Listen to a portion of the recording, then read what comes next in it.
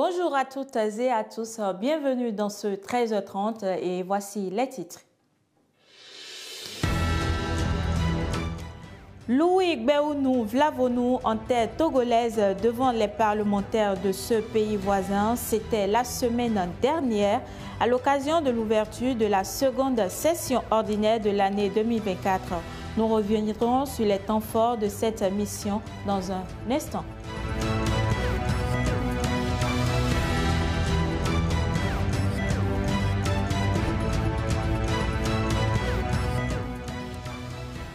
Rencontre intergénérationnelle à Niki, c'était en fin du mois dernier avec la participation des députés de la 9e législature et des femmes fonctionnaires parlementaires. L'initiative a pour nom Gani de l'Agnon Kondi. Nous reviendrons dans ce journal sur les moments forts.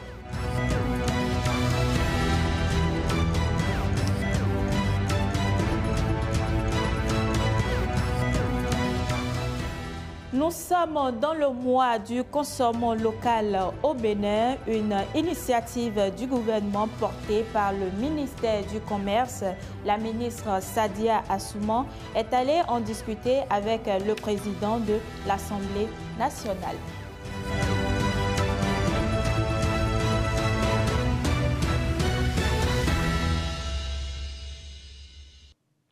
Bienvenue à vous si vous venez tout juste de nous rejoindre sur ce journal.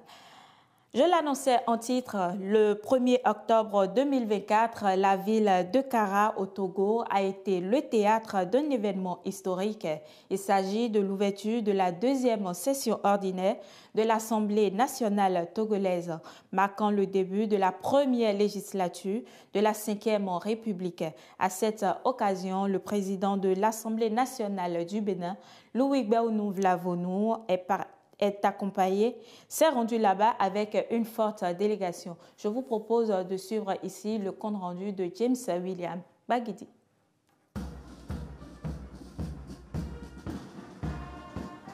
C'est dans une ambiance solennelle et teintée de fierté nationale que s'est déroulée la cérémonie au Palais des Congrès de Kara. Le président Louis Gbéounou Vlavonou participait ce 1er octobre 2024 à la cérémonie d'ouverture de la deuxième session ordinaire de l'Assemblée nationale du voisin de l'Ouest.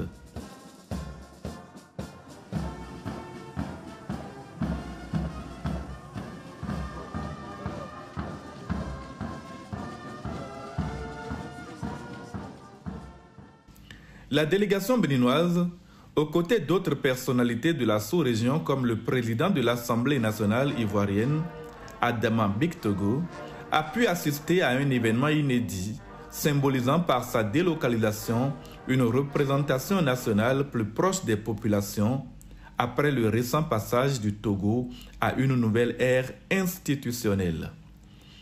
Louis Gbéounou Vlavonou en est convaincu, la nouvelle expérience politique togolaise mérite toute l'attention et tout le respect de la communauté africaine. La présente cérémonie qui marque à la fois l'ouverture de la deuxième session ordinaire du Parlement togolais de l'année 2024 et surtout le démarrage effectif des activités de la première législature du dit Parlement au titre de la 5e République, fruit de la révision constitutionnelle intervenue et qui consacre le repositionnement institutionnel de la République sœur du Togo. Au nom de l'Assemblée nationale du Bénin et en mon nom personnel, je présente à nouveau mes chaleureuses félicitations au président Sévon Tepe Kodjo pour sa brillante élection à la tête de l'Assemblée nationale de la République togolaise. J'y vois le témoignage de la reconnaissance par ses pairs de ses qualités exceptionnelles. Le président de l'Assemblée nationale a également mis l'accent sur l'importance de la coopération interparlementaire et des relations entre les deux nations. Vous témoignez ainsi par ailleurs, et s'il en était encore besoin, de l'excellence des relations de bon voisinage qui ont toujours existé et continuent d'exister si heureusement entre nos peuples et nos dirigeants respectifs. C'est du reste la raison pour laquelle le président de la République du Bénin, son Excellence M. Patrice Talon, a bien voulu me charger en marge de cette session de porter à son frère et ami, son Excellence M. Faure Gnassingbé, président de la République togolaise, le message de paix, d'amitié et de solidarité fraternelle du peuple béninois au vaillant peuple togolais avec lequel il a une communauté de destin. Au-delà des discours officiels, c'est la richesse des échanges qui a marqué les esprits des députés béninois ayant pris part à la cérémonie.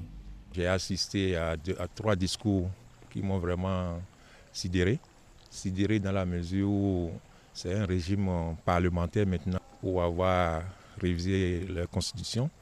Donc ils sont dans la 5e République. Donc c'est une expérience que nous devons vraiment accepter parce que chaque pays est souverain. Et aussi c'est une expérience parce que si vous écoutez les 3 discours, ça montre une synergie d'action entre les 3 pays. Remercier les responsables de l'Assemblée togolaise pour cette initiative qui parle en elle-même de l'État, du voulu, d'une symbiose entre le peuple béninois et celui togolais. Le peuple togolais et celui béninois sont et demeurent les mêmes peuples. Nous avons besoin de parler, de réfléchir pour que tout ce que nous devons faire, les initiatives, les lois qui devront être prises plutôt à l'Assemblée nationale, soient dans l'intérêt du peuple et dans l'intérêt de notre communauté. Et nous devons aussi mettre sur pied les bases d'une communauté forte pour que tous les 2 États puissent vraiment aller de l'avant pour le bien-être de nos peuples qui sont rien que des frères. Je prends le discours de notre président de l'Assemblée nationale et il a rappelé les valeurs communes que nous partageons ensemble. Il a parlé de l'encadrement. Le président de l'Assemblée nationale a rappelé l'établissement de la coopération interparlementaire entre nos 2 pays. La participation de la délégation béninoise réaffirme l'engagement du Bénin à soutenir ses voisins dans leur dynamique institutionnelle et politique, consolidant ainsi une tradition de fraternité parlementaire qui va au-delà des frontières nationales. La mission officielle du président de l'Assemblée nationale du Bénin, Louis Gbéounou Vlavonou, au Togo, a été marquée par des rencontres diplomatiques de haut niveau. Lors de ce déplacement, il a été reçu en audience par son homologue togolais et par le président de la République togolaise. Je vous propose de suivre ici ce élément. Atmosphère empreinte de convivialité et de respect mutuel entre Louis Gbéounou Vlavonou et Kodjo Adedle, respectivement président de l'Assemblée nationale du Bénin et du Togo. Partageant des parcours professionnels et politiques similaires, les 2 hommes, anciens officiers supérieurs des douanes, ont discuté de plusieurs sujets d'intérêt commun, dont le renforcement de la coopération interparlementaire entre leurs 2 pays.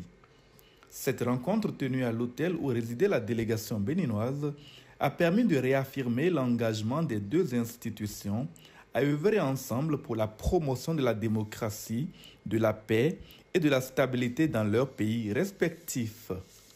L'autre point d'orgue de la visite du président Vlavonou a été l'audience avec le président de la République du Togo, Faure Gnassingbé.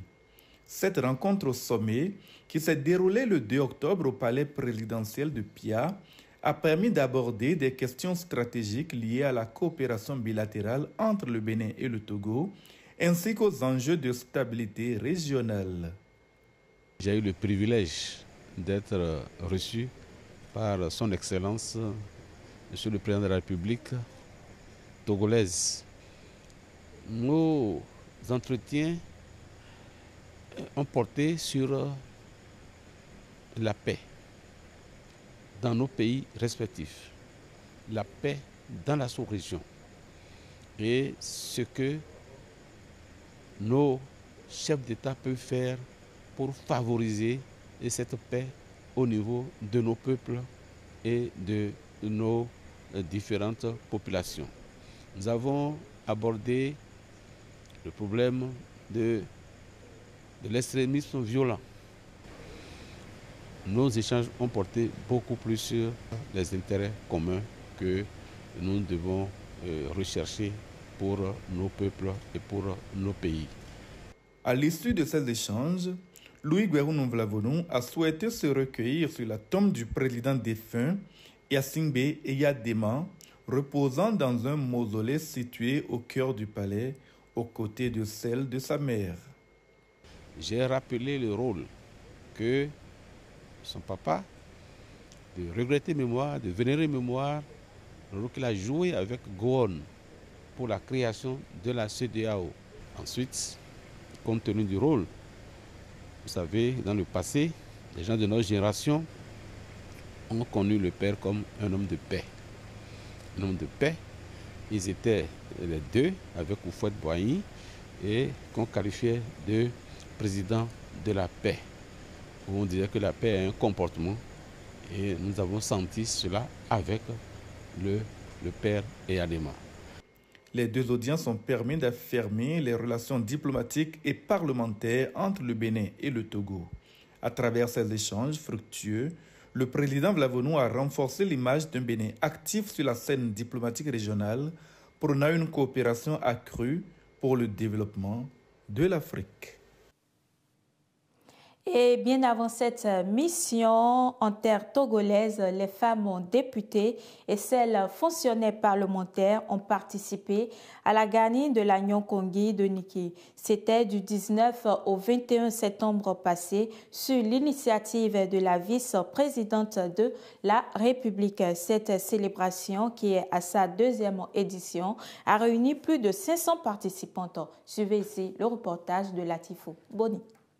Les rencontres intergénérationnelles se sont continentalisées.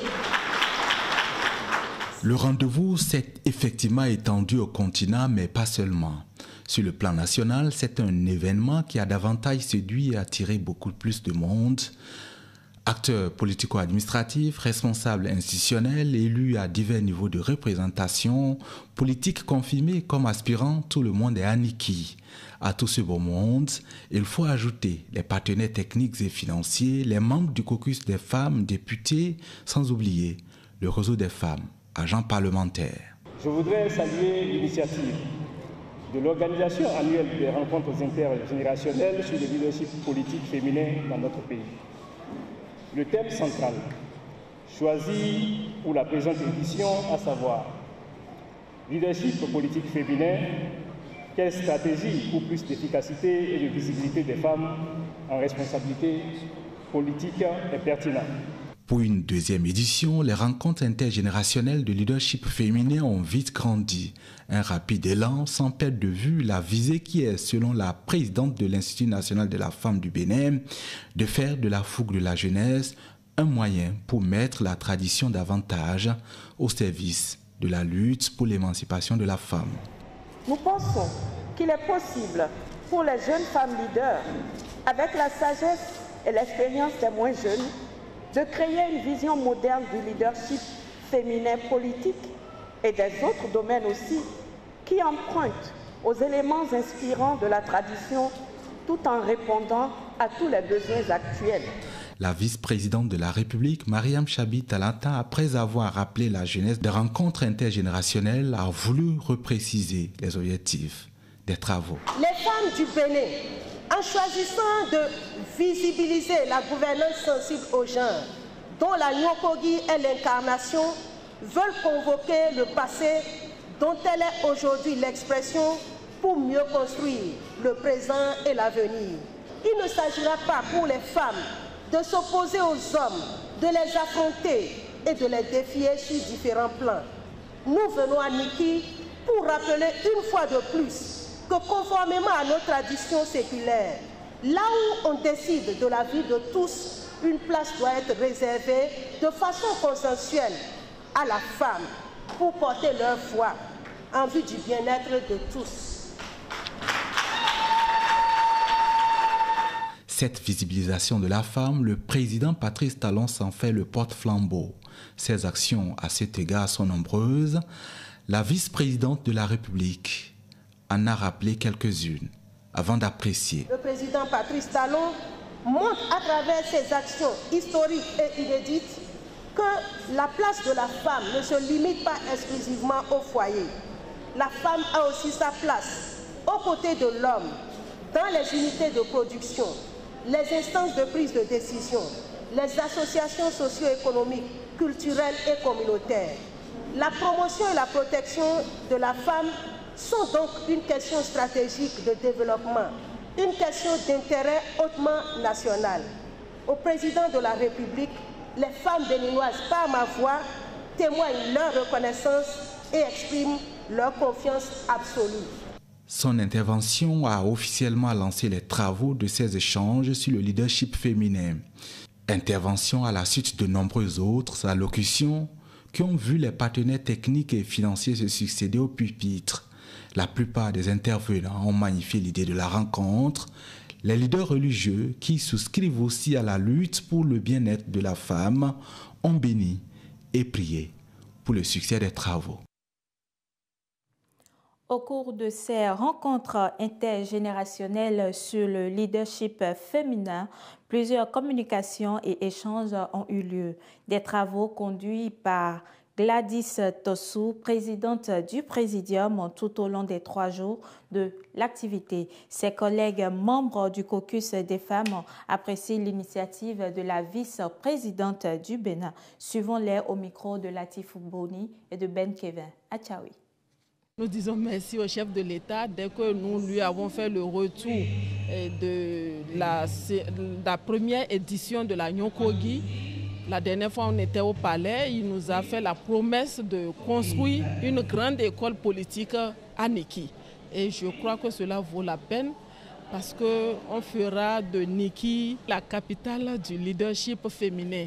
Et cela pour montrer aux femmes que nous devons nous battre au fait aux côtés des hommes. Aujourd'hui, nous avons dit que le chef de l'État, à travers les réformes constitutionnelles, a permis à ce que les femmes députées femmes soient 29 à l'Assemblée nationale. Nous voulons que cette réforme-là soit étendue à la base. Mais cela ne peut pas arriver comme ça si les femmes même ne se lèvent pas pour montrer leur capacité de gestion, pour montrer qu'elles veulent être dans l'arène politique. Et on ne percevait pas. On pensait que c'est aujourd'hui que nous, femmes, on veut arracher une place. Non, il y avait déjà une place. Sinon, comment on peut comprendre qu'après la gagne de l'empereur, il y a aussi la gagne de la Nyokogi qui a un pouvoir. La Nyokogi a un pouvoir au niveau de notre tradition dans cette région Bâtonneau.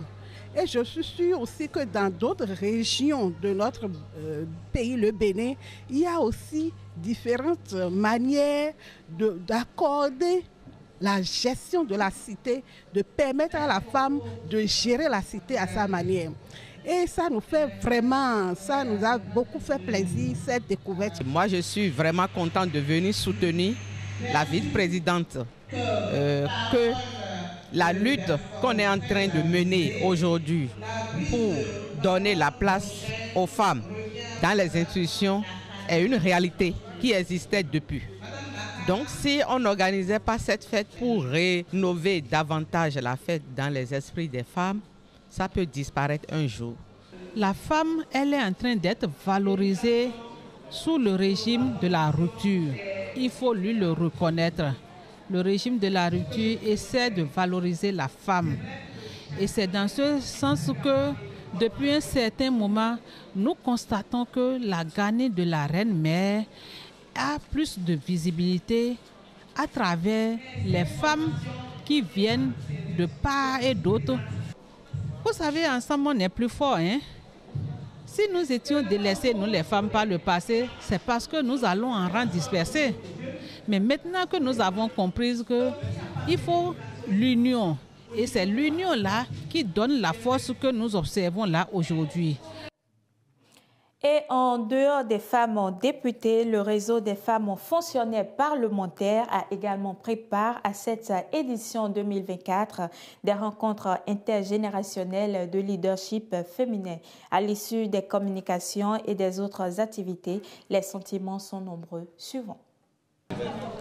Ça m'inspire, cet événement-là m'inspire plus à m'impliquer dans la politique. En fait, ça m'encourage à y mettre du pied. Puisqu'il y avait certaines craintes que je me dis, ce domaine-là, est-ce que ce n'est pas un domaine réservé typiquement pour les hommes? Mais je me rends compte qu'il y a même des ONG qui encouragent les femmes à mettre du pied dans la politique et à en faire, comment dit-on, un levier de développement de notre pays. Parce que l'émancipation, tout développement commence par l'émancipation totale de la femme. Lorsque la femme est émancipée, elle est autonome, le développement d'un pays peut être assuré. J'ai découvert beaucoup de choses ici que moi je ne connaissais pas auparavant. Par exemple, l'organisation, le fonctionnement de l'Institut national de la femme qui nous rassure au jour d'aujourd'hui. Et nous savons désormais que nous pouvons nous tourner vers cet institut-là quand nous nous sentons en danger. Nous nous voyons brimés dans nos droits. Et ça, moi, personnellement, ça réveille en moi un génie qui était caché. J'ai désormais l'ambition de faire mon intrusion dans le monde politique à travers les écoles politiques. Il s'agit également des stratégies. Des stratégies à développer pour plus d'efficacité dans les actions.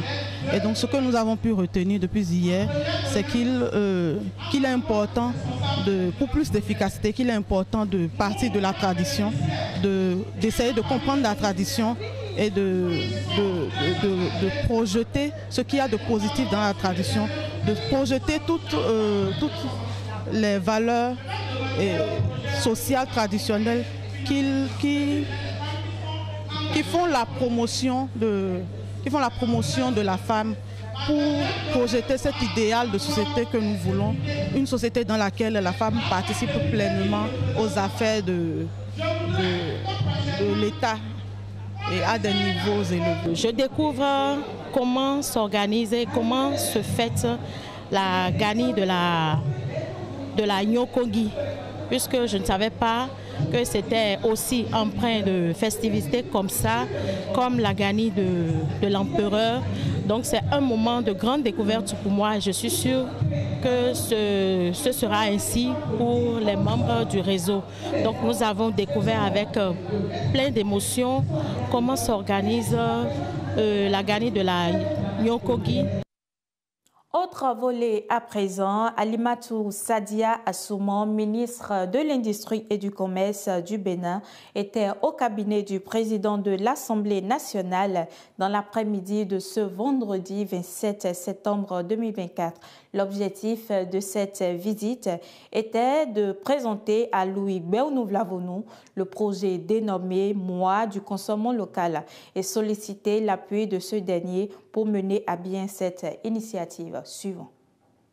Quand on veut porter un message dans tout le Bénin, je pense qu'on est bien placé quand on se retrouve donc dans ces locaux-là pour passer le message. Le message, la mission dont nous avons investi les députés, c'est d'être des ambassadeurs de la promotion de la consommation de nos produits. Que le message, que pendant leur dialogue avec leurs mandants, pendant leur causerie avec leurs mandants au contact de la population, qu'ils puissent donc pouvoir passer cette fibre patriotique à travers donc la consommation de nos produits locaux. Qui passent cette fibre patriotique, qui comprennent que la production locale a également besoin de matières premières et que toutes les dispositions qui sont en vigueur, tous les dispositifs que nous mettons en place pour accompagner les PME à travers donc là des PME, pour l'artisanat, pour accompagner donc tous ces promoteurs à éclore leurs initiatives et à augmenter la création de richesses, qu'on a besoin également de nos populations. Donc la mission dont ils sont investis aujourd'hui, c'est de passer ce message-là. Et donc c'est fort donc, de cette préoccupation-là que les députés à l'Assemblée ont régulièrement demandé à être associés, à être impliqués. Et donc c'est ce rôle, c'est ce cahier des charges, cette mission, pardon, plutôt que nous venons leur confier à travers cette audience-là. Très satisfait de l'engagement du président de l'Assemblée nationale à promouvoir la consommation des produits locaux. Il le fait déjà. C'est aujourd'hui donc d'impacter également l'hémicycle et tous ceux qui travaillent à l'Assemblée nationale, donc d'être les ambassadeurs donc, de la consommation de nos produits locaux. Restons toujours au cabinet du président de l'Assemblée nationale qui a aussi reçu le nouveau bureau du réseau africain des personnels des parlements. Pendant environ 40 minutes, le président Louis Béounou-Vlavonou et ses hôtes ont échangé sur les défis qu'ils entendent relever et à la tête de cette organisation. Et juste après eux, le président du Conseil des investisseurs privés au Bénin a également échangé avec le président Louis Béounou-Vlavonou. Suivons plus. Déjà, il a été question d'aller présenter les nouveaux membres élus au président de l'Assemblée nationale. Et ensuite, nous avons abordé le plan d'action du nouveau bureau. Notre plan d'action repose sur plusieurs axes. Le premier axe, c'est déjà la professionnalisation de la gestion du réseau.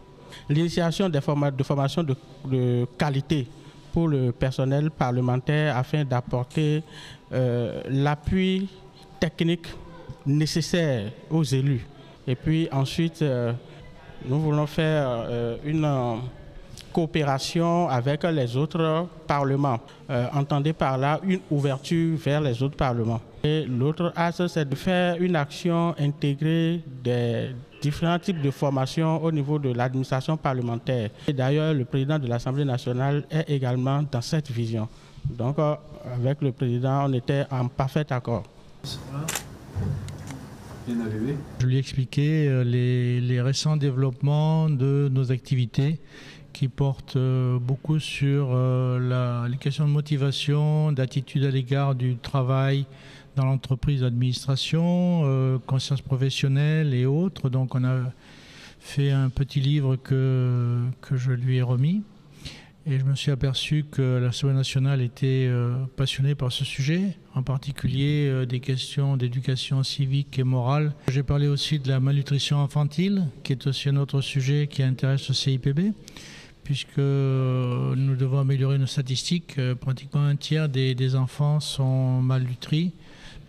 Donc je pense que nous avons déjà une bonne collaboration avec l'Assemblée nationale sur le budget de l'État, puisque tous les ans, nous venons avec le patronat et la Chambre de commerce discuter du nouveau budget. Mais là, maintenant, je vois que nous avons des sujets sur lesquels on pourrait également coopérer. Donc, je dis une amélioration du système éducatif en portant sur une accentuation de tout ce qui est éducation civique et morale dans le primaire, peut-être également éducation entrepreneuriale dans le secondaire. Je pense qu'il y a un travail très intéressant qu'on pourrait faire avec l'Assemblée. Donc moi j'étais vraiment ravi de cette entrevue très chaleureuse avec le président de l'Assemblée nationale.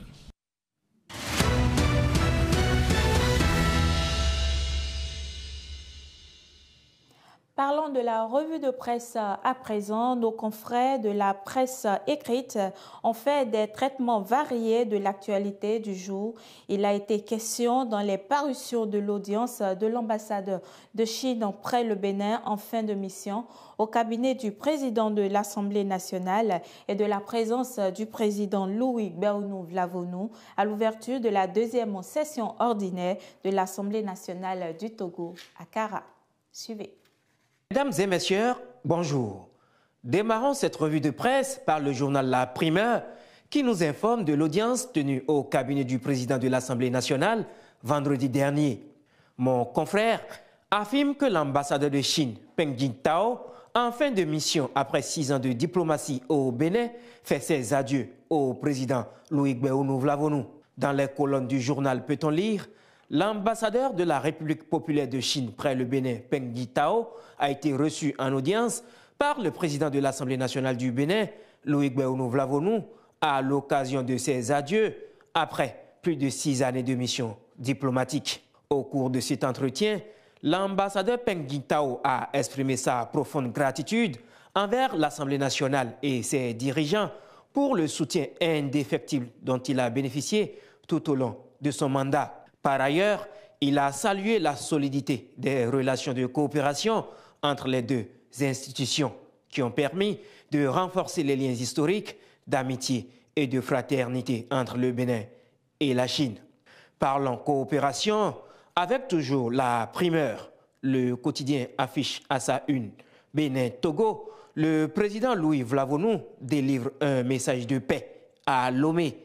À la page 5 du journal, il est écrit noir sur blanc que le président de l'Assemblée nationale du Bénin, Louis Gbéonou Vlavonou, a participé mardi 1er octobre 2024 à l'ouverture officielle de la deuxième session ordinaire de la première législature de la 5e République togolaise à Kara. À la tête d'une délégation, Louis Gbéonou Vlavonou, dans son discours, a souligné l'importance de la coopération interparlementaire et des liens historiques entre les deux pays. Ensuite, il a félicité son homologue togolais, Kodjo Adedze, et a encouragé les députés à assumer les défis qui les attendent, les incitant à devenir les architectes des progrès attendus par le peuple togolais. Dans l'actualité, le leader du jour, de son côté, parle de la 82e session du comité exécutif et de la 46e conférence de l'Union parlementaire africaine au Tchad. Et c'est l'honorable Marouyon Kapo, premier secrétaire parlementaire, qui a conduit une délégation du Parlement béninois à N'Djamena. La capitale tchadienne abrite du 5 au 9 octobre 2024 deux importantes réunions de l'Union parlementaire africaine. Ces événements se déroulent au Palais de la démocratie et rassemblent des délégations parlementaires de tout le continent, dont celle du Bénin, conduite par le professeur Marouyon Kapo. La délégation béninoise, rapporte mon confrère, comprend également les députés Edmond Agua, Yossani Sabi, Chantal Adjovi et Eugénie Kouana. Les travaux ont débuté ce dimanche 6 octobre avec la session du comité exécutif qui porte notamment sur l'adoption du programme de travail et du budget pour 2025, ainsi que sur la révision des statuts et règlements de l'organisation. En parallèle, le comité des femmes parlementaires de l'Union parlementaire africaine se réunit ce lundi 7 octobre pour discuter de questions relatives à l'égalité des genres et à l'autonomisation des femmes sur le continent. Fin de cette revue de presse. À demain. C'est la fin de cette session d'information que nous vous remercions d'avoir suivi. Merci à l'équipe de réalisation et à demain.